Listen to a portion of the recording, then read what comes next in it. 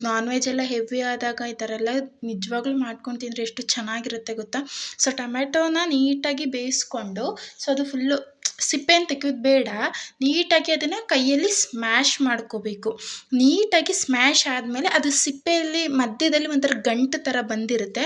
ಅದನ್ನು ತೆಗೆದ್ರೂ ತೆಗಿಬೋದು, ತೆಗೆದೇ ಇಲ್ಲ ಅಂದರೂ ಇಲ್ಲ. ಸೊ ನನಗೆ ಅದು ಆಗಲಿಲ್ಲ. ಸೊ ಅದಕ್ಕೆ ನಾನು ತೆಗೆದೆ. ನೀಟಾಗಿ ಫುಲ್ಲು ಸ್ಮ್ಯಾಶ್ ಮಾಡಿಬಿಟ್ಟು ಕೈಯಲ್ಲೇ ಮಾಡ್ಕೊಳ್ಳಿ, ಟೇಸ್ಟಾಗೇ ಇರುತ್ತೆ, ಏನಿಲ್ಲ. ಸೊ ಆಮೇಲೆ ಬೇಳೆ ಸಾಂಬಾರು ಪೌಡರ್ನ ಒಂದು 1 ಸ್ಪೂನ್, 1 1/2 ಸ್ಪೂನ್ ಬೇಳೆ ಸಾಂಬಾರು ಪೌಡರು, ಸ್ವಲ್ಪ ಪೆಪ್ಪರ್ ಪೌಡರು, ಉಪ್ಪು ಮತ್ತು ಸಾಂಬಾರು ಸೊಪ್ಪು ಅಂದರೆ ಕೊತ್ತಂಬರಿ ಸೊಪ್ಪು ಮತ್ತು ಹುಣಸೆಹಣ್ಣ ಸ್ವಲ್ಪ ಒಂದು ನಿಂಬೆಹಣ್ಣು ಗಾತ್ರದಷ್ಟು ನೆನೆಸ್ಕೊಂಡು ಕಿವುಚ್ಕೊಂಡು ಇಟ್ಕೊಂಡಿರಿ. ಸೊ ಆ ರಸ ಕೂಡ ಇಲ್ಲಿಗೆ ಹಾಕಿಬಿಟ್ಟು ನೀಟಾಗಿ ಒಂದು ಸಲ ಮಿಕ್ಸ್ ಕೊಟ್ಟು, ನೆಕ್ಸ್ಟು ಒಂದು 5 ಮಿನಿಟ್ಸ್ ಅದು ಬೇಯಿಸ್ಕೋಬೇಕು, ಅಂದರೆ ಕುದಿಸ್ಕೋಬೇಕು. ನೀಟಾಗಿ ಕುದೀತಾ ಇರಲಿ ಅದು. ಎಷ್ಟು ಕುದಿಯುತ್ತೆ ಅಷ್ಟು ಚೆಂದ.